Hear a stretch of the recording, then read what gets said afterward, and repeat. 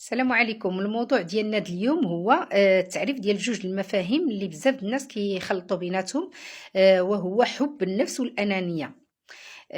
هو كاين فرق بيناتهم. حب النفس هو تقدير الذات، هو نتقبل ذاتي بعيوبها وبالمميزات ديالها. دائما كنخدم على تصحيح العيوب، واللي ما قدرتش نصححها كنتقبلها.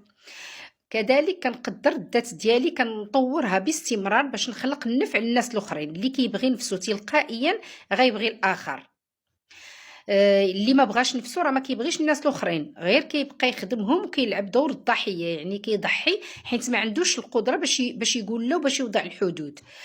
بينما الاناني هو اللي كيعتبر راسو مركز الكون، واللي كيامن بالمساله ديال انا وبعد الطوفان، ما كيهموش مصلحه الاخر، كيتهمو غير المصلحه ديالو، كيستغل الناس كاملين باش يخدم المصالح ديالو، كيغلب عليه الايجو الانا. هذا هو الفرق بيناتهم. يعني حب النفس هي اولويه،